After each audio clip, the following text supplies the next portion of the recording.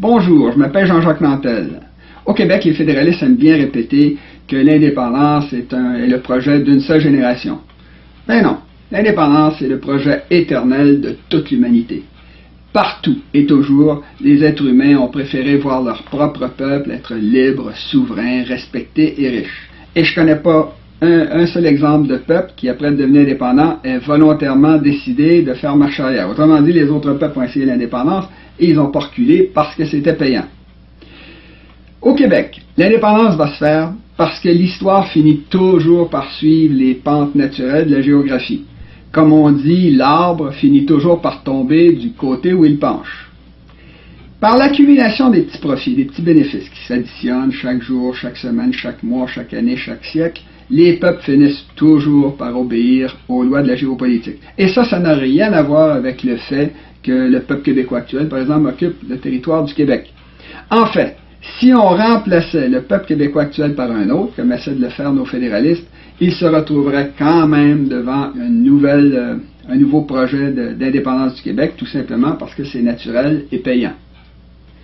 Si, malgré ce que je viens de dire, le Québec n'est toujours pas un pays indépendant, c'est parce qu'il est rare dans l'histoire qu'un peuple se développe dans l'isolement total. Presque toujours, son pays est soumis à des influences extérieures dont la source peut parfois être très lointaine.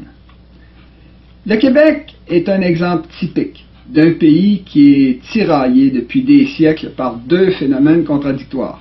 Le premier phénomène, c'est le fait que la vallée du Saint-Laurent, qui est le cœur du Québec, est naturellement isolée du reste du monde par des montagnes au nord, les Laurentides, et par des montagnes au sud, des Appalaches. Ça crée un effet de cuvette qui fait que l'eau, les matières premières, la richesse, les populations ont tendance à partir des régions éloignées pour se diriger vers les grandes villes qui sont situées le long du Saint-Laurent, c'est-à-dire Québec, Trois-Rivières et Montréal, où tout ça se mêle pour former un peuple plus ou moins homogène.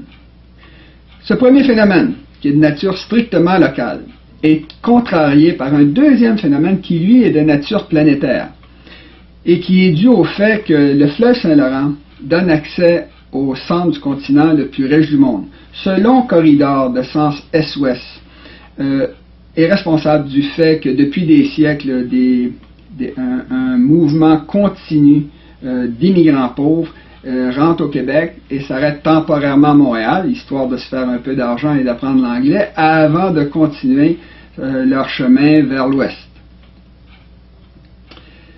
Ce mouvement continu des immigrants d'est en ouest est responsable du fait qu'au Québec, les invasions n'ont jamais été définitives. C'est ce deuxième phénomène que depuis 254 ans, nos parasites du Canada anglais utilisent pour garder le Québec en déséquilibre de façon à pouvoir continuer à l'exploiter. Ce qu'il faut comprendre ici, c'est que le premier phénomène que j'ai décrit, l'effet de cuvette, est un phénomène permanent qui a toujours la même force, alors que le deuxième phénomène, le mouvement des immigrants d'est en ouest vers la richesse, dépend des différences de richesse et de natalité entre les différents continents. Or, justement, ces différences de richesse et de natalité entre les différents continents sont en train de s'amenuiser, même de disparaître. On n'a seulement qu'à penser aux anciens pays pauvres qui sont devenus riches, des pays d'Europe, de la péninsule arabique, de la Chine, la Corée du Sud, du Japon, etc. Ces grands phénomènes de population sont tellement immenses et puissants que les êtres humains en général ne peuvent pas faire grand-chose pour s'y opposer. Oui, c'est vrai, parfois il y a des moments où l'histoire semble hésiter, où tout se met en équilibre et où un seul individu peut décider de l'avenir de tout un peuple. C'est arrivé au Québec dans les premiers mois de 1996, quand les sondages indiquaient qu'une majorité de Québécois étaient prêts à voter oui à l'indépendance. Malheureusement pour les souverainistes, Lucien Bouchard, qui avait été élu premier ministre pour faire l'indépendance, a alors eu peur de faire un référendum. Ce tournant historique a cassé l'élan du peuple québécois et a temporairement redonné l'avantage au Canada anglais et à nos fédéralistes qui, depuis ce moment-là, essaient de noyer le Québec sous un immense flot d'immigrants dans le but de se créer un électorat qui va garder le Québec faible et va l'empêcher de se défendre. Malheureusement, pour nos fédéralistes, l'immense crise économique qui est en train de mijoter présentement dans les capitales financières du monde va finir par affecter très durement nos économies. Ce qui fait qu'on peut prédire, sans trop risquer de se tromper, que l'immigration de masse va à peu près s'arrêter au cours des prochaines années, exactement comme elle l'a fait au cours de la dépression économique des années 1930. Pire, les immigrants qui sont déjà rentrés à Montréal et qui ont toujours l'intention d'aller vivre dans les provinces les plus riches vont continuer à se déplacer vers l'ouest, ce qui fait que Montréal va peu à peu se vider, comme elle le fait depuis toujours, en commençant par les immigrants qui auront refusé de se joindre au melting pot québécois et francophone. Autrement dit, un Québec froid, vieilli, où les infrastructures sont en décrépitude et qui est maintenu artificiellement pauvre par le Canada anglais, va alors être incapable de conserver une grande partie de ses immigrants. Dès ce moment-là, l'effet de cuvette dont j'ai parlé va reprendre davantage et va recommencer à mêler tous les gens qui vont avoir décidé de rester au Québec pour former un peuple plus ou moins homogène. Quand ça sera arrivé, l'histoire qui, au Québec, depuis plusieurs siècles, va de l'Est vers l'Ouest, va arrêter de s'opposer à la géographie qui, elle, a tendance à aller de l'Ouest vers l'Est, c'est-à-dire en suivant les pentes naturelles du continent. Au niveau de la petite politique locale, la fin de l'immigration va également marquer le début de la fin de la coalition politique dont vit le Parti libéral du Québec. Le Parti libéral, c'est un rassemblement qui contient environ un tiers de francophones honnêtes qui croient vraiment aux vertus du fédéralisme. À ça s'ajoute la plupart de nos peureux et de nos corrompus, la quasi-totalité des anglophones qui nous pillent depuis un quart de millénaire, et la plupart des immigrants à qui on a fait croire que c'était leur intérêt de vivre dans la province la plus pauvre du Canada. Pour garder intacte cette coalition qui est très fragile, le Parti libéral a toujours fait très attention de s'attaquer en priorité aux seuls intérêts des francophones. Le meilleur exemple, c'est ce qui s'est passé lors de la campagne électorale de 2003, au cours de laquelle le Parti libéral a promis qu'il allait se débarrasser des fusions municipales qu'avait réalisées le Parti québécois. Une fois élus, ils n'ont pas éliminé les fusions municipales parce qu'ils savaient qu'elles étaient nécessaires et utiles. Ils ont plutôt organisé des référendums truqués de façon à permettre à peu près seulement qu'aux seuls anglophones de l'ouest de Montréal de récupérer leurs petites enclaves linguistiques. Comme je l'ai montré dans ma vidéo numéro 7, les maires des villes défusionnées de l'ouest de l'île de Montréal coûtent 25 fois plus cher par citoyen que le maire de Montréal. Un autre exemple plus actuel, c'est que les premières mesures qu'a prises le Parti libéral qui vient de revenir au pouvoir en 2014, ça a été de s'attaquer aux pensions des employés de l'État parce que les libéraux savent que la vaste majorité de ceux qui vont être appauvris par ces mesures-là vont être des francophones. Est-ce que les Québécois vont réagir? Est-ce qu'ils vont se laisser faire? Il est possible qu'ils acceptent de demeurer les éternels perdants qu'ils ont toujours été. Cependant, il est plus probable qu'après la période de découragement actuelle, et surtout après la crise qui s'en vient, qui va tous nous appauvrir, ils vont se remettre en mouvement pour défendre leurs intérêts. Si l'histoire est toujours si difficile à prévoir, c'est parce que les êtres humains finissent toujours par réagir aux événements. Au Québec, les Québécois ont le droit, et en fait le devoir, de réaliser leur indépendance pour mettre fin au détournement du Canada anglais. Évidemment, pour y arriver, il est essentiel, comme je l'ai toujours dit, de changer notre discours moral et de commencer à parler haut et fort, avec autorité, comme la superpuissance morale que représente le peuple québécois de souche. Commençons par parler de la question de l'immigration, qui est certainement le sujet au Québec où on entend le plus de sottises et de contre-vérités. Ça n'existe tout simplement pas un droit à l'immigration. Si c'est raciste de refuser l'immigration, de la limiter aux seuls besoins d'un pays, alors 95% des peuples du monde sont racistes. Pour donner un seul exemple, la Corée du Sud et le Japon ne reçoivent jamais aucune critique, même s'ils refusent totalement l'immigration, et ça, même s'ils ont un taux de natalité inférieur au nôtre. Et leurs économies fonctionnent très bien. La meilleure preuve, c'est toutes les Toyota et les Hyundai qu'ils nous vendent et qu'on retrouve partout dans nos rues. Ce dont le Québec a vraiment besoin, c'est de 5 à 10 000 immigrants par année. C'est d'autant plus vrai que nos principaux besoins d'immigration se situent dans les régions, alors que les immigrants viennent se concentrer à Montréal et ils se donnent des services les uns aux autres. On n'a absolument pas besoin de ça. Ce qu'on est en train de faire avec l'immigration massive actuelle, c'est de déséquilibrer notre peuplement et notre économie. Si ça continue comme ça, Montréal va finir par être une gigantesque métropole entourée de régions pauvres et dépeuplées. Si on veut rééquilibrer notre peuplement et permettre à l'effet de cuvette de créer ici un peuple qui est plus homogène, plus efficace et plus riche, il y a plusieurs choses qu'on peut faire. On peut commencer par faire notre indépendance, ce qui va être d'autant plus nécessaire que ça va être une des seules façons de récupérer un peu de la richesse qu'on va perdre dans la prochaine crise, notamment en rapatriant au Québec tout ce qui a été artificiellement déménagé en Ontario au cours des derniers siècles. Deuxième chose qu'on pourrait faire, on pourrait commencer par subventionner massivement les femmes qui, dans les régions, accepteraient d'avoir un troisième ou un quatrième enfant. Si, après la crise, on a toujours besoin d'immigrants, les 5 à 10 000 immigrants annuels dont on a besoin devraient être choisis presque en totalité dans les pays francophones, c'est-à-dire parmi les 200 millions de francophones du monde, ce qui est un bassin de population suffisant pour couvrir à peu près tous nos besoins en immigrants.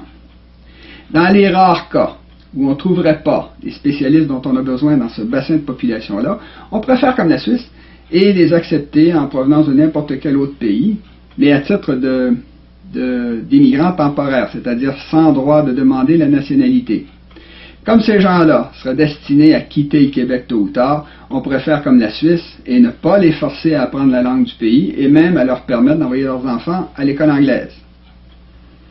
Pour ce qui est des travailleurs saisonniers temporaires dont on sert par exemple dans l'agriculture, on pourrait continuer à les utiliser, mais en les empêchant de demander le statut de réfugié en arrivant au Québec, tout simplement en exigeant d'eux qu'ils présentent avant leur départ de leur pays un document qui provient de leur gouvernement qui dit que ces gens-là sont en règle avec la loi et avec les autorités du pays, ce qui fait qu'ils ne risqueraient aucune discrimination si on les renvoyait chez eux.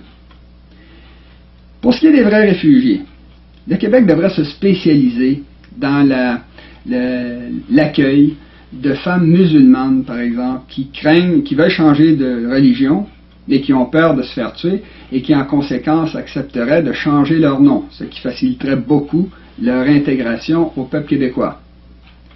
Pour ce qui est des faux réfugiés, on pourrait, qui mentent en rentrant ici pour profiter de nos systèmes sociaux, on pourrait s'en servir pour enrichir certaines régions éloignées. On pourrait par exemple les installer dans la région de Gatineau, dans l'Outaouais. Il est vrai qu'en les installant à Gatineau, à 2 pas d'Ottawa, on courra alors le risque de les voir se sauver vers l'Ontario tout proche. Pour ce qui est puisqu'on parle de l'immigration, profitons-en pour mentionner que le Québec est un des rares pays au monde à pouvoir véritablement sélectionner ses immigrants, étant donné qu'ils sont obligés d'arriver ici en avion. En Europe et aux États-Unis, beaucoup d'immigrants arrivent en marchant ou en utilisant des embarcations de fortune. Quand j'explique ça, il y a toujours des souverainistes qui disent « Ben non, si on fait ce que tu dis, on va se mettre les immigrants à dos et on va perdre tout le travail qu'on a fait depuis 50 ans pour les convaincre de joindre à nous. » Eh bien, dites donc, 5% de convertis après 50 ans de travail, c'est tout un beau résultat. Bravo. Quand je dis que les Québécois pensent comme des couillons, c'est de ça dont je veux parler. S'il y a tant d'immigrants qui disent qu'ils vont se joindre à nous, c'est parce qu'ils savent que c'est ça qu'on veut entendre. Mais quand c'est le temps de voter, ils vont se cacher dans un isoloir et ils votent contre nous et nos intérêts à 90 ou 95%. Si leur vote individuel reste secret, on sait quand même comment chaque groupe ethnique vote, étant donné qu'au Québec, il y a des bureaux de vote où la presque totalité des votants sont haïtiens, chinois ou italiens. De toute façon, je les connais, les 5 à 10% d'immigrants qui se joignent à nous. Ils travaillent avec nous dans les organisations souverainistes. Et ordinairement, s'ils se joignent à nous, c'est pas parce qu'on les a convaincus de quoi que ce soit, mais c'est parce que ce sont des gens honnêtes qui ont la grandeur et la noblesse de mettre leurs actes, c'est-à-dire leur vote, en accord avec leurs convictions anticolonialistes. J'en profite d'ailleurs pour les saluer. Moi, j'adore ça, l'honnêteté et la franchise. J'ajouterai que les immigrants au Québec, on ne veut pas les mordre ou les manger, c'est le contraire. On veut qu'ils arrêtent de nuire, on veut qu'ils se joignent à nous, on veut qu'ils marient nos enfants, on veut qu'ils deviennent nous. De toute façon, si on se mettait à brutaliser les immigrants, on ne vaudrait pas mieux que la plupart des autres peuples du monde. Puisque je parle de changer notre discours moral, je me sens obligé de parler de la situation du français au Québec, étant donné que c'est un autre sujet où les Québécois ont été entraînés à penser en envers. Il y a beaucoup de gens qui me reprochent de ne presque jamais parler du français dans mes vidéos. Il y a une raison très simple à ça. La situation du français, c'est un sujet qui m'indiffère. Vous ne pouvez pas savoir à quel point je m'en fous de la situation du français. Pour moi, la langue parlée dans un pays, c'est une conséquence de la puissance. Quand on est puissant et qu'on contrôle son territoire, on impose tout simplement sa langue pesamment, lourdement, d'une frontière à l'autre, comme tout pays normal. Ce qui ne veut pas dire qu'on ne respecte pas généreusement les langues minoritaires. Dans un Québec souverain, parler français, ça devrait devenir un devoir et une obligation, alors que parler anglais devrait être un droit, tout comme parler créole, italien ou volapük. Il serait extrêmement facile d'obliger les non-francophones au Québec à nous respecter en apprenant la langue de la majorité. Il suffirait d'utiliser des critères simples à comprendre et à appliquer. Dans les années 70, quand le gouvernement du Québec a décidé de faire du français la seule langue officielle du Québec, il a commencé par aller s'empêtrer dans un système d'examen pour essayer de déterminer qui est anglophone et qui ne l'était pas, pour finalement décider qu'un anglophone au Québec, c'était tout simplement quelqu'un qui avait étudié en anglais au Québec avant l'adoption de la Charte de la langue française en 1977. C'était un critère facile à comprendre et à utiliser.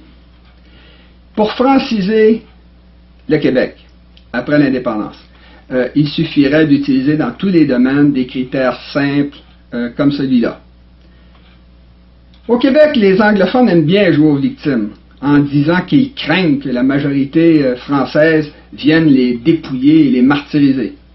Ils veulent de la protection, alors un Québec souverain devrait leur en donner, en mettant dans sa constitution qu'il leur garantit à chaque année une part des budgets supérieure à leur proportion dans la population. Ils sont 8,7% de la population, ils auraient 9% des budgets.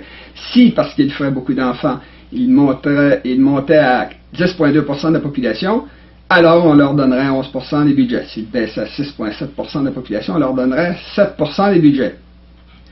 Comme depuis des siècles, cette minorité opprimée détourne à son profit une grande partie de nos taxes provinciales, cette généreuse protection constitutionnelle nous permettrait enfin de leur enlever tout l'argent qu'ils nous volent pour le remettre à ses légitimes propriétaires, c'est-à-dire au reste de la population. Pour ce qui est de la langue d'affichage, un Québec souverain devrait laisser les entrepreneurs qui fonderaient de nouvelles entreprises complètement libres de choisir la langue d'affichage, mais en spécifiant que s'ils choisissaient l'anglais, ils devraient payer une taxe aux bilinguistes de 1, 2 ou 3% de leur chiffre d'affaires. Après tout, ils sont moins de 9% de la population. S'ils insistent pour nous imposer 50% d'anglais, ils nous font payer les coûts du bilinguisme. Ils doivent donc nous rembourser par voie de taxation. Vous allez voir, dès que vous allez attaquer leur portefeuille, les entrepreneurs anglophones eux-mêmes vont se hâter de franciser leurs entreprises pour sauver de l'argent. Et si l'un d'entre eux décidait d'aller voir un juge pour se plaindre de la taxe, les fonctionnaires de l'Office de la langue française n'auraient qu'à présenter au juge une photographie de l'affichage en question pour montrer que la taxation exigée est conforme à la loi. Pour ce qui est de la langue de travail, on pourrait faire à peu près la même chose. On devrait considérer comme un droit acquis la situation actuelle de tous les travailleurs et travailler uniquement pour changer le long terme. Quand je travaillais à Toronto, mon entreprise cherchait un nouvel employé bilingue. On offrait toujours un salaire supérieur parce qu'on demandait des qualifications supérieures au nouvel employé. On devrait donc faire la même chose au Québec et exiger de tous les patrons qui requièrent la connaissance de l'anglais, à payer chaque nouvel employé $1 de l'heure supplémentaire. Ici, l'État ne devrait pas se mêler de l'affaire, sauf pour ce qui est de faciliter l'accès aux tribunaux. Ça devrait être le travail de l'employé à prouver à un juge, après avoir quitté son emploi, que son patron l'a obligé pendant tant d'années à travailler en anglais et qu'en conséquence, selon la loi, il lui doit tant de milliers de dollars. Si on faisait ça, on verrait tous les entrepreneurs du Québec franciser d'eux-mêmes leurs entreprises au maximum en gardant uniquement les emplois bilingues nécessaires au fonctionnement de leurs entreprises. Pour ce qui est des allophones qui refusent d'apprendre le français, on pourrait s'arranger pour que ce soit leur intérêt de l'apprendre. Par exemple, on pourrait décréter qu'ils peuvent toujours garder leurs emplois actuels, mais que s'ils veulent une promotion, ils doivent laisser la place à un candidat qui a les mêmes qualifications, mais qui en plus sait parler le français.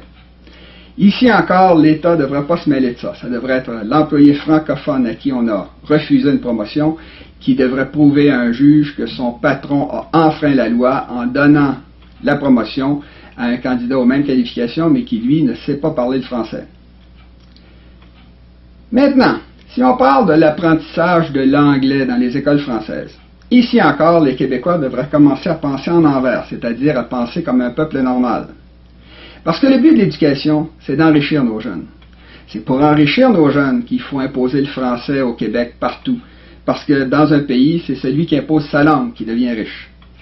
C'est également pour enrichir nos jeunes qu'il faudrait leur apprendre un anglais de qualité dans nos écoles, de façon à ce qu'ils puissent aller faire de l'argent dans le monde international où la majeure partie des affaires se fait en anglais. Ce dont je parle ici, c'est de s'arranger pour gagner sur tous les tableaux, plutôt que de s'arranger pour toujours perdre, comme c'est le cas actuellement. Dans le cas du monde touristique, c'est exactement la même chose. Le but, c'est de s'enrichir au maximum en faisant venir le maximum de touristes au Québec. C'est pour ça qu'on devrait permettre le bilinguisme dans l'affichage dans les aéroports, les lieux touristiques ou dans les musées, par exemple. S'il est essentiel de changer notre discours moral pour faire face à tous ceux qui nous nuisent, il est peut-être encore plus important de changer notre discours économique de façon à pouvoir contrer la propagande du Canada anglais. Quand nos fédéralistes, par exemple, nous disent que si on se sépare, 1 million de personnes vont quitter le Québec, c'est bien sûr de la foutaise, parce que leurs emplois sont ici au Québec. Et il n'y a pas 1 million d'emplois qui les attend quelque part au Canada. Les gens disent, ben oui, mais ils vont emmener leurs emplois avec eux. Ah oui, lesquels? Parce que tout ce qui pouvait être déménagé en Ontario l'a déjà été. Le meilleur exemple, c'est les fameux sièges sociaux montréalais, dont plusieurs sont de simples plaques vissées dans le mur. Je le sais parce que l'entreprise pour laquelle je travaillais à Toronto était une organisation non gouvernementale qui avait été fondée par des Montréalais à Montréal et dont le siège social était à Montréal. C'était une plaque vissée dans le mur. Alors que le centre des opérations avait été déménagé à Toronto, où était dépensée la quasi-totalité des gros salaires payés par l'entreprise. C'est le centre des opérations d'une entreprise, beaucoup plus que son siège social, qui génère beaucoup d'activités économiques dans une ville. Dans ma vidéo numéro 9, j'ai donné l'exemple de la Banque de Montréal, dont le siège social, qui est à Montréal, est minuscule, alors que son centre des opérations a été déménagé à Toronto, où il occupe la plus haute tour à bureau du Canada, c'est-à-dire The First Canadian Place. Enfin, l'indépendance. Ça ne fera pas diminuer le nombre d'emplois au Québec, ça va le faire augmenter, étant donné que notre gouvernement va posséder tous les outils de réglementation et de taxation nécessaires pour obliger le retour à Montréal de toutes les entreprises qui gèrent notre économie. C'est à ça que ça sert la puissance. Ça sert à contrôler une économie et à faire de l'argent.